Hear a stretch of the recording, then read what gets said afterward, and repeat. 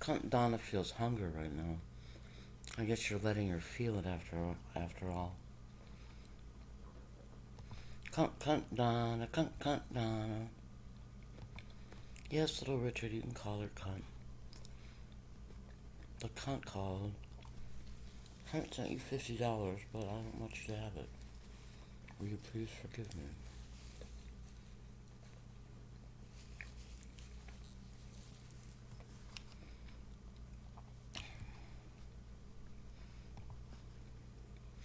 This is video 1703. So you'll call it.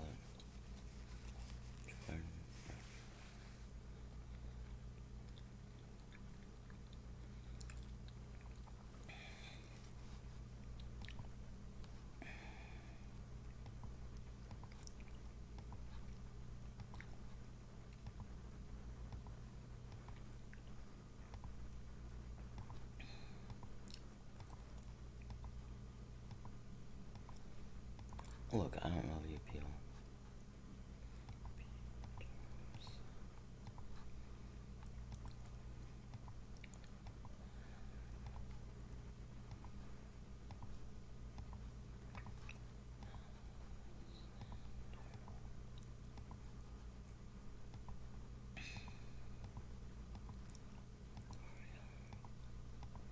God, that could be.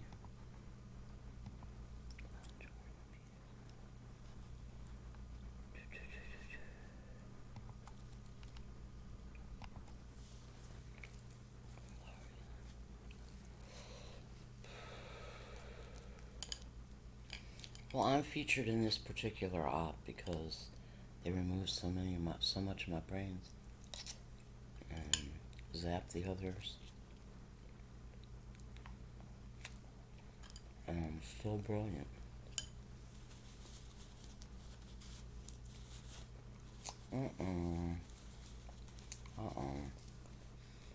Tom wants to fuck his mother of all, but I do not long for a breed of worthless children.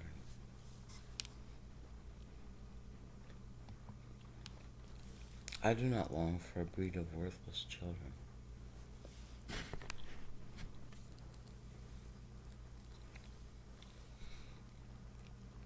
Yeah.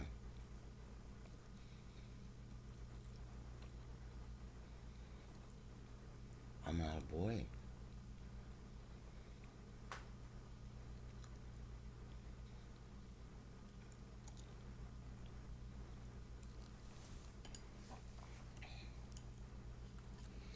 I don't know, it's weird. I don't know how I feel about it. I think I would know him if I saw him. I think I know. He's pretty nice. No way. I seem to be the only kid that went to him. Surprised I got doctor care, even for rape surgery.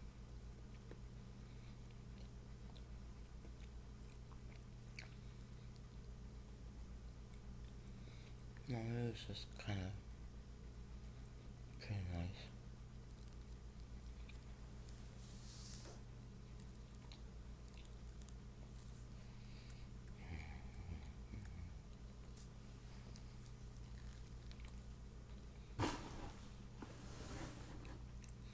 Right. I stopped killing children during rituals as a drug-tortured kid because I saw fear in a baby's eyes, and I didn't want to be the person that a baby would look at with fear. So they removed half my brain when I was 4. I didn't know that was why. I thought it was just in general. Remove half her brain so she can't be brilliant as the sun. Neener. So that's why I'm featured and God is featuring me. Here he is, a pig fucker. Here he is, a pig fucker. I guess Donna Jean What's her name is a pig, too. Harry is a pig fucker. Harry is a pig fucker. Harry is a pig fucker. Harry said it was foolproof, otherwise he would never have touched a child, except for sex, after fucking the pig. The pig is Donna Jean Wagner Landsberg, and she's feeling a little hunger. She's revealing a vulnerability to her nemesis.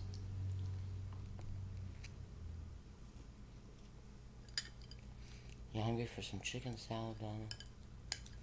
How much would you charge me?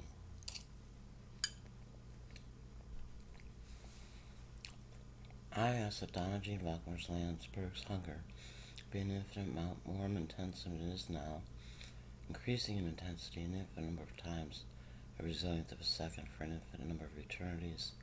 Affirm, reaffirm. Affirm, reaffirm. Affirm, reaffirm. Affirm, reaffirm to the power of an infinite number of infinities.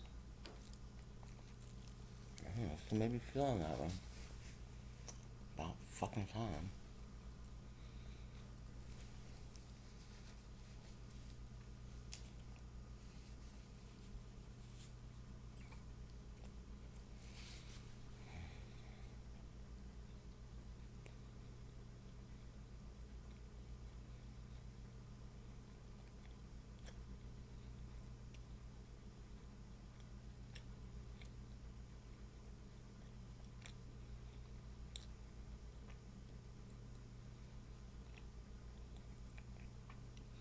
Donna Jean Wagner Landsberg is still bitching at me.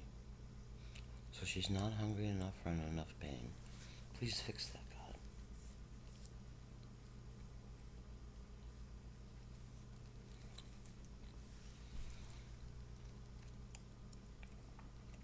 She can't believe she lost. They're in denial about losing. They had every advantage, and we had every weakness. So...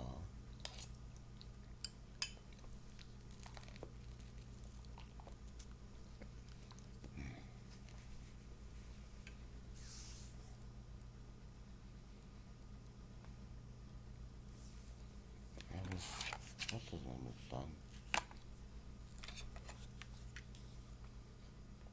Let's listen to Snowden. Take over your device. Once they do this, by detecting a vulnerability in the software that your device runs, such as Apple's iOS or Microsoft Windows, they can craft a special kind of attack code called an exploit. They then launch this exploit at the vulnerability on your device, which allows them to take total control of that device. Anything you can do on that device, the attacker, in this case the government, can do. They can read your email, they can collect every document, they can look at your contact book, they can turn the location services on, they can see anything that is on that phone instantly and send it back home to the mothership. They can do the same with laptops. The other prong that we forget so frequently is that in many cases they don't need to hack our devices. They can simply ask Google for a copy of our email box, because Google saves a copy of that. Everything that you ever typed into that search box, Google has a copy of. Every private message that you've sent on Facebook, every link that you've clicked, everything that you've liked, they keep a permanent record of. And all of these things are available not just to these companies, but to our governments, as they are increasingly deputized as sort of miniature arms of government. What about enabling your microphone camera? If you can do it, they can do it. It is trivial to remotely turn on your microphone or to activate your camera, so long as you have systems level access. If you had hacked someone's device remotely, anything they can do, you can do. They can look up your nose, right? They can record what's in the room. The screen may be off as it's sitting on your desk, but the device is talking all of the time. The question we have to ask is, who is it talking to? Even if your phone is not hacked, right now, you look at it, it's just sitting there on the charger. It is talking tens or hundreds or thousands of times a minute to any number of different companies who have apps apps installed on your phone. It looks like it's off, it looks like it's just sitting there, but it is constantly chattering. And unfortunately, like pollution, we have not created the tools that are necessary for ordinary people to be able to see this activity. And it is the invisibility of it that makes it so popular and common and attractive for these companies. Because if you do not realize they're collecting this data from you, this very private and personal data, there's no way you're going He to stole a object. concept from me. What about its ability to track its owner? And talk to me specifically about the case of Jamal Khashoggi. So in the case of Jamal Khashoggi, this is a Washington Post reporter and a primary critic of the Saudi regime. He was lured into the Saudi Arabian consulate in Istanbul, in Turkey. And while his fiancée waited outside for him to get the paperwork he needed in order to marry her, he was murdered by the Saudi government, allegedly on the orders of the Crown Prince. Now, we have to ask ourselves, how did the Saudi government decide that Snowden may have he run was out of worth babies because he's killing? referring to How did they notes while he's decide when and talking. how they would kill him? How did they Snowden know may this have run out of opportunity babies was going to arise? because How he did they know keeps looking what his down at plans notes and while he's intentions were talking. that they needed to stop from their perspective? We don't have evidence that his phone personally was hacked, unfortunately, because we do not have his phone. But we do have the phones of his friends who were living in exile in Canada. And we do know, thanks to the research of a group called the Citizen Lab, affiliated with a university in Canada, that their phones were hacked, which means their conversations with Jamal Khashoggi were intercepted, and this allowed the Saudi regime to know that he was intending to create an electronic protest movement. They didn't Start need now, to I know like the sounds of her pain. from his She's friend's still phone, mouthing or even off from at me his though. phone, that he was Fucking traveling to the little consulate retard. because he had to make an appointment. But it did tell them his private intentions, his hopes and dreams for a different government for their country. And perhaps, although we do not know for sure, on that basis, they decided to murder him. Once your phone is hacked, what is in their hands is not simply your device, it is your future. It's important also to Margaret remember Engler how loves did the government of Saudi Jordan Arabia Peterson. manage to hack these people's phones, which are modern phones. Well, they didn't have this capability in their government. They didn't have this level of intelligence capability available to them directly. So they purchased it from a digital arms broker, a company called the NSO Group, an Israeli company. And this company, the only thing they do is manufacture digital weapons, kind of hacking tools. They can be used against the critical infrastructure that all of us rely on, the phones in our pockets. They primarily target devices such as the Apple iPhone. And they sell this capability to break into phones of people around the world for millions and millions of dollars to some of the worst governments on earth. And the only meaningful oversight that they have, unfortunately, because the export control laws for these kind of digital weapons are extremely weak in Israel, is their own internal ethics board that says, oh, it was fine, we didn't break any rules. That has to change. What about the public attitude held by millions of We're allowed to get everyday help in the Americans? universe. All I've got on a computer is pictures of my family, CCTV cameras that are prevalent in a ton of American cities and overseas capitals. Those cameras are your friend if you're innocent and have nothing to hide. I guess Brian Williams likes Jordan Peterson too. Well, I'd say that's very much what the average Chinese citizen believed, or perhaps even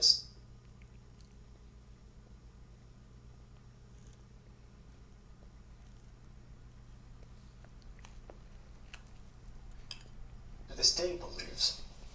But we see how these same technologies are being applied to create what they call the social credit system. If any of these family photos, if any of your activities online, if your purchases, if your associations, if your friends are in any way different from what the government or the powers that be of the moment would like them to be, you're no longer able to purchase train tickets. You're no longer able to board an airplane. You may not be able to get a passport. You may not be eligible for a job. You might not be able to work for the government. All of these things are increasingly being created and programmed and decided by algorithms. And those algorithms are fueled by precisely the innocent data. Poor guy's not referring to his notes all right the now. time, constantly, invisibly, quietly, right now. Our devices are casting Referring to notes, all referring of to these notes. records that we do not see being created. I'm very That busy. in aggregate seem very I'm innocent. not a fragile You were girl. at I'm Starbucks very brave. at this time. You went to the hospital afterwards. You spent a long time at the hospital. After you left the hospital, you made a phone call. You made a phone call to your mother. You talked to her until the middle of the night. The hospital was an oncology clinic. Even if you can't see the content of these communications, the activity records, what the government calls metadata, which they argue they do not need a warrant to collect, tells the whole story. And these activity records are being created and shared and collected and intercepted constantly by companies and governments. And ultimately it means as they sell these, as they trade these, as they make their businesses on the backs of these records, what they are selling is not information. What they're selling is us. They're selling our future. They're selling our past. They are selling our history, our identity, and ultimately, they're stealing our power and making our stories for them. What devices do you use in your life now, and have you accepted the notion that you are watched rather constantly? Well, probably every intelligence in the world is definitely targeting me and trying to learn anything they can, just as they did with Jamal Khashoggi, in regards to what are my plans and intentions. I try not to make that easy for them. If I get a smartphone and I need to use Don, what's his name from Cordis, I actually open took it me up to the before I use Botanical it. Gardens I perform in a kind of Miami surgery on it to ask me my plans and intentions desolder, towards the company. or sort of melt the metal connections that hold the microphone Before they on the created a phone. 120 And I person physically take lab. this off. I remove the camera for the phone, and then I close it back up. I seal it up. And then if I need to make a phone call, I will attach an external microphone on it. And this is just so if the phone is sitting there and I'm not making a call, it cannot hear me. Now this is extreme. Most people do not need this. But for me, it's about being able to trust our technology. My phone could still be hacked. My laptop could still be hacked. And just as I told you before, the same principles apply to me. If it is hacked, they can do anything to the device that I can do. So my trust in technology is limited. But just because that's how it is today doesn't mean that's how it has to be. And a large majority of my work with the Freedom of the Press Foundation, where I serve as president of the board, is dedicated to trying to make technology more secure, to try to create programs and protocols by which we can make the communications of sources and journalists more confidential. Because if we lose the confidentiality between sources and journalists, we lose access to those essential facts that let us understand what's happening in the world. And unfortunately, under this White House, just like under the prior White House, we see the sources of very important stories that have advanced the public interest facing retaliation What is that? from a very angry government. I believe it's in the first half of the book, and I I'm have faith in paraphrasing, God. you come out and just Nobody say, loves the computer nobody guy right now. knows everything, or at least he should. What part computer guy were you, and what part trained spy? Well, for the vast majority of my career, He just sounded I was like what was someone when he called a laughed. systems engineer or a systems administrator. An administrator sort of maintains and expands a system that they Or have somebody. inherited. And a systems engineer sort of develops new projects, new capabilities for these systems roles. What this means in short, the systems the NSA and the He's CIA doing bishop that I was hand put in charge of, gestures. I had total access to. And this is just what happens with a systems administrator. When you think about a computer system, who gives someone else access? Well, someone has to be the original authority that has access to everything. That was me. And so I would say the computer guy knows everything. That's not a boast. That's simply the way these systems are designed. That's the way they're structured. And this is very much a vulnerability because it means that you have to trust this administrator will work to the good of the users. But what happens when the people using that network, the people constructing that network, are going against the benefit of the broader society? And this put me in a very interesting kind of conflicted position. I could do what the NSA wanted me to do, or I could do what the Constitution of the United States, the public of the United States, needed me to do, which was report that my agency had broken the law. Do you regard yourself as a journalist these days? I'm not. I have tremendous respect for journalists, but I try to keep a distance, particularly in this moment where so much of journalism is coming under attack. Because the government has a tremendous incentive to discredit me, to make people distrust me. And so if I hold myself out, if I start reporting stories, if I start talking to sources, if I try to start advancing what the public knows on a personal level, my reputation could sort of poison the well. Instead, I keep a distinction. What I do is I try to aid the work of journalism, but I'm not myself a journalist. Your book is highly personal. Tell us about the price your then girlfriend, now wife, paid for your actions and how you feel she was misportrayed in the eyes of the world when we got that first kind of thumbnail sketch of who she was. So in the wake of the revelations of mass surveillance in 2013, this was suddenly the world's biggest story. In every country, they were talking about the same thing. And unfortunately, that meant that everyone who was connected to me in some way, they were also talking about, because they were trying to say who I was, where I came from. And this unfortunately meant that Lindsay, my lifelong partner, was intensely investigated, both by the FBI in the United States. She didn't know what I was doing. I could not tell her what I was doing. Because if I had, they would have said she was an accessory to a crime. They would have said she was part of a criminal conspiracy, so long as she didn't immediately pick up the phone and say, help, help, someone's talking to a journalist. And so this meant that I couldn't tell her. She learned about what was going to happen the same way everybody else did, or rather what is happening the same way everybody else did. She saw me on TV, which probably makes me the worst boyfriend in the history of the United States. But she stuck by me, and we are reunited and together today. And I will never be able to repay her for the faith that she's shown me. But the media I'm gonna roll a couple cigarettes. had a tremendous amount of salacious reporting. When they realized that she taught pole fitness classes, which are quite popular for women these days, they called her a stripper, even though she's never been one. Even though she's a poet, even though she's a photographer, they sexualized her. They focused on her body. They focused on her image, because that's what got attention. She's a much more complex and deep figure than the media ever gave her credit for.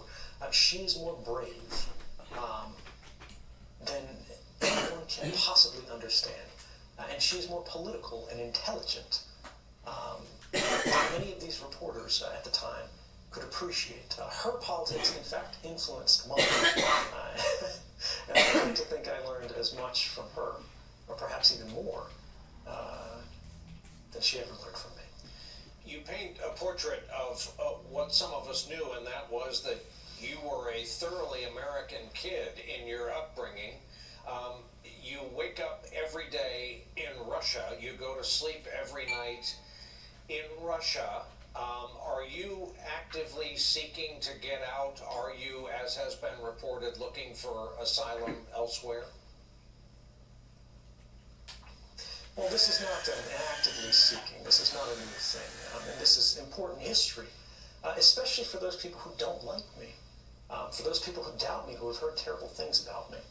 It was never my intention to end up in Russia. I was going to Latin America, and my final destination was hopefully going to be Ecuador. When the United States government heard that I had left Hong Kong, where I met the journalists, they canceled my passport. They gave press conferences about it, which meant I wasn't allowed to board my ongoing flight, which was going to take me to Latin America. Rather than applying for Russian asylum, rather than saying, I'll play ball with any Russian intelligence service, just please protect me, I said, no, I will not cooperate with the Russian government or any government. Instead, what I did, as I was trapped for 40 days in an airport, I don't know what your longest layover is, but 40 days was a tough stint. I applied for asylum in 27 different countries around the world.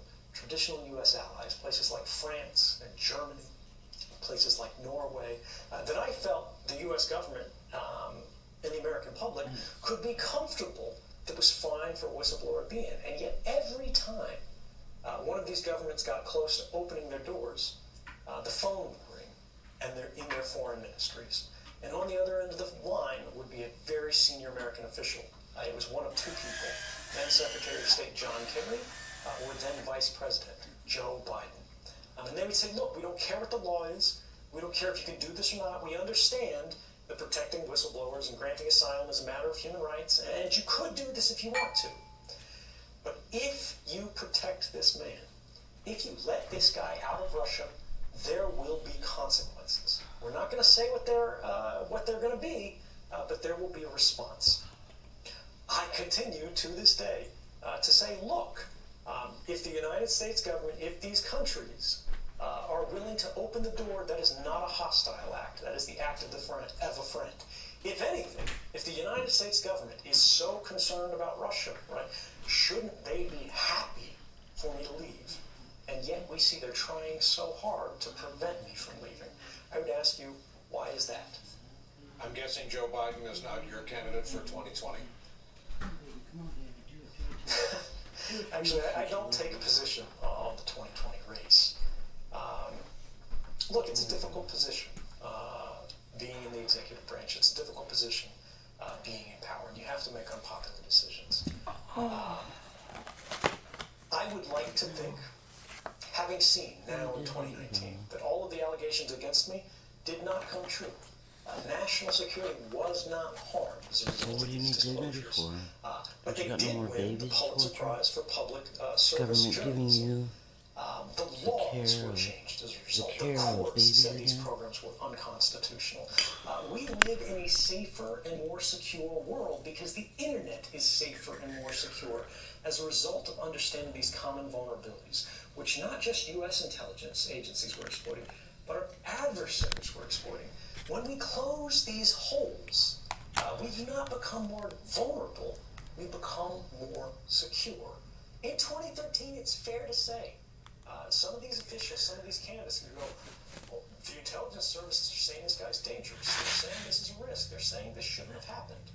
In 2019, we can see that no evidence has ever been presented that the public understanding mass surveillance is real, has caused any kind of harm whatsoever. Crime, no one has died. online crime place with articles that had an article about Arthur Madden's Cleveland mob.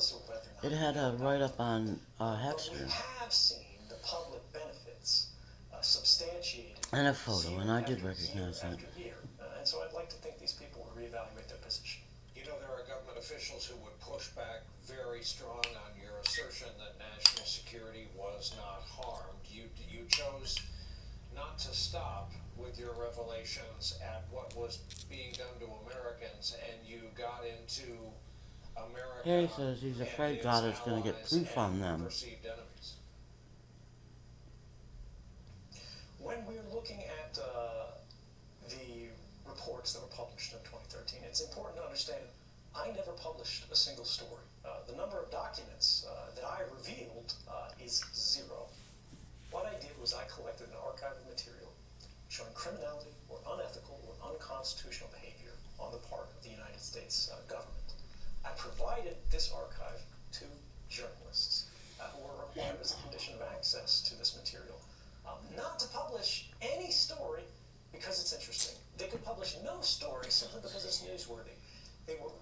Yeah, allow, Hans must be, as so far as the agreement went, to publish stories that they were willing to stand up and say were in the public interest to know. And this is not some crazy fly-by-night organization. These are newspapers like the Washington Post, like the New York Times, like the Guardian. And in every case, this process was followed. Now, as an extraordinary check on top of this, in case I went too far, in case I collected a document that was too hot, or I misunderstood things, or the journalists misunderstood things, the journalists were further required I wasn't very interested in the Edward Snowden material at the time. At my request, and warn the government. This is the story that we're going to run. And I didn't watch the McMartin trial. This is what we're going to say. So the government could argue against it to create an adversarial check on what the journalists and I were trying to do, to reconstruct the system of checks and balances in the United States that had itself failed in the government. And because that process was followed so scrupulously, that's why I am so confident that no harm happened, no harm occurred. Now, if there are those in the government that say harm took Snowden place, may be related if there are to those in the Jordan government that say Peterson. people have died, I ask you this: why haven't they proved it? God gave me that hint. Brian, that these government officials are more than happy to pick up the phone and make a leak to the New York Times every day of the week. If they had some evidence that somebody was hurt, if they had evidence that a terrorist attack got through, because of this journalism, it would be on the front page of every newspaper in the world. And despite 6 years of history, that's never happened. Describe your life today. What is every day like? How are you supporting yourself? And as a simple equation, if the Russians have reached so effectively into our lives and our electoral systems, they must be all over your life. So that was several different questions. But yeah, I'm sure the Russian government is trying to spy on me. I'm sure the United States government is trying to spy on me. Everyone's trying to spy on me. The thing is, I don't cooperate with them. My allegiance is to my country. How can you be in Russia with Russia's permission and in terms of my daily not be life, cooperating with it's them? actually pretty ordinary, which is to say, not something. I've always been something of an indoor cat, right? I'm not like nightclubs and partying. My life since I was a child has always been mediated by a screen. That's my choice. So not much actually changes in my day-to-day, whether I'm living in New York or Berlin or Moscow. In terms of my work, which a lot of people are curious about, this, I think, is a polite way of people asking, do you work for the Russian government? Do you accept money from the Russian government? You know, are you living in Russian government housing? Are you in a bunker? Are there guards? And of course, the answer to all of these is no. No, I'm not. What I do for a living is speak professionally, and now I'm actually an author. I have a speakers bureau. It's called the American Program Bureau. And you can call them and you can book a public event. I speak at universities, I speak at corporate events, I speak at cybersecurity conferences to talk to people about what is happening on the internet. What is the future of surveillance and how can we protect ourselves? I'm very fortunate to have had that opportunity, and it's meant that I've had a quite comfortable life in quite a difficult position. The former White House H.R. Haldeman left us with an expression for the ages, and when he said you can't put the toothpaste back in the tube. For Americans who feel that this is just a behemoth, that there's no way they could have any control over it, for Americans who long ago decided we're just going to have to live with this surveillance, how could it possibly be receded or rescinded or stopped? We can stop a program. We can thwart an attack. We can make a device more secure. But as you implied, the system is still there. The institutions and agencies and companies that produced these attacks, that are creating new methods of spying every day, will still be there. The fundamental change, not just in the United States, but around the world, that has to happen is we have to stop thinking about the limitations on how data is used as data protection regulations.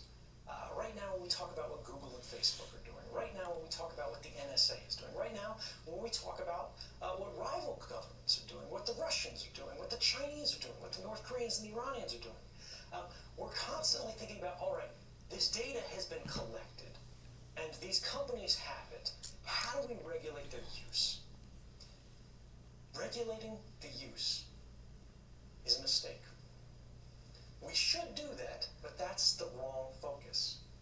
It is the collection of data that is the problem. When you start trying to regulate use, the collection has already happened. The collection was already legal. One of the fundamental flaws in U.S. privacy legislation is the fact that we are one of the only advanced democracies in the world that does not have any basic privacy law whatsoever. We have the Fourth Amendment of the Constitution, which is the reason that I came forward, but that restricts what the federal government can do. That restricts what the state governments can do. Yuck. It doesn't restrict what companies can do. Yuck. And as you know, as everybody, Students are getting very triggered by me focusing the camera on Snowden. We have to say, I would say he reminds me of Jordan Peterson a little. Maybe medium. I would say he reminds me of Jordan Peterson medium. Whether they're doing it for targeting killings. These records belong to the people that they are about, not to the companies. And this is a fundamental change that we have never discussed in a meaningful way, broadly and publicly, but we have to. Because all of these governments have said, the mass surveillance system, why do we have it? Why is it useful? They say because of terrorism. They say it's saving lives. They say it's preventing attacks. But no less than Barack Obama, in response to the 2013 revelations, created 2 independent commissions to investigate exactly the answer to that question. Were these programs effective in stopping terrorist attacks? Did these revelations cause harm to national security? It was called the Privacy and Civil Liberties Oversight Board and the President's Review Group on Intelligence and Communications Technologies. And despite having an enormous budget, despite having complete access to classified information, despite the fact that they interviewed the heads of the FBI, the NSA, the CIA, the full alphabet soup, they found, in the government's own words, the kind of mass surveillance that's represented by this bulk collection program where the NSA was secretly collecting the phone records of every American and everybody else around the world every day under an authority provided by a secret court order that nobody even knew existed. That program had never made, their own words, a concrete difference in a single counterterrorism investigation. Think about that. More than 10 years of operation in secret, never made a single concrete difference. These programs, mass surveillance, is not about public safety. It is not about terrorism. It is about power. It is about economic espionage. It is about diplomatic manipulation. And it is about social influence. It is about understanding the actions of everyone in the world as carefully as they can, no matter who they are, no matter how innocent their life. Final question has to do with the Fourth Amendment. We have it today because Mr. Adams and others wanted to keep the British out of their homes and their horse carriages. What would Mr. Adams and the founders make of the reach of the government, in your view, into our lives, given its humble beginnings? I think if any of the founders of this country looked around today, they would be shocked by the kind of rhetoric they hear, and they would be shocked by the kind of activities of government they see. If you read the Bill of Rights, something that struck me when I was writing about it in this book, was that fully half of the first 10 amendments are explicitly making the work of government harder. They're making life for law enforcement officials harder. And all of the founding fathers thought that was a good idea because they recognized the more efficient a government is, the more dangerous it is. We want a government always that is not too efficient. We want a government always that is just efficient enough, because government holds extraordinary power in our lives. We want government always to be using their powers in a way that is only necessary and proportionate to the threat Tom presented by says whoever Snowden it is that they're Mesmer. investigating. When the M-E-S-M-E-R, Mesmer. The government should be afraid of the people. People shouldn't be afraid of the government. One of the ironies about the Founding Fathers, for those who are skeptical of me, which is fair, again, I don't want you to trust me, I don't want you to doubt me, I want you to question me, but I want you to look at the facts. I want you to look beyond how you feel in the moment, how we all feel in the moment, and see what these stories said in 2013. See that the courts of the United States, where I'm being charged as a criminal, said that the government itself was engaged in criminal activity. Look at these things, and then remember, the people who founded this country were called traitors. The signing, the writing of the Declaration of Independence was an outrageous act of treason. It was criminal, but it was also right. The question of whether or not I broke the law is less difficult and less interesting than whether you think what I did was right or wrong. What is legal is not always the same as what is moral. Final prediction, then we'll let you go night clubbing, and that is, do you predict you will at some point live out your life and die in the United States? I think I will return. When we look at the kind of things that were being said about me in 2013, the kind of hostility I faced, the kind of accusations I faced from the most senior officials in government, and we look at the world today, yes, there are many still who don't like me, but far, far fewer, because we have seen that all of the harms that they alleged over the course of these years never came to pass. They were never substantiated because they don't exist. But the benefits are becoming more clear with each passing year. The question that I think people have to answer, whether you like me as a person or not, right? Whether you agree with how I did what I did, whether you agree with the work of the journalists who decided what the public should know in order to cast their votes. Today you know the government broke the law. Today you know the United States government had violated the Constitution and the rights of people in this country and around the world. Would you rather not know? Thank you. Ed Snowden, thank you very much. Good luck with the book. It's my pleasure, Brian. Thank you for having me. Hey there, I'm Chris Hayes from MSNBC. Thanks for watching MSNBC on YouTube. If you want to keep up to date with the videos we're putting out, you can click subscribe just below me, or click over on this list to see lots of other great videos.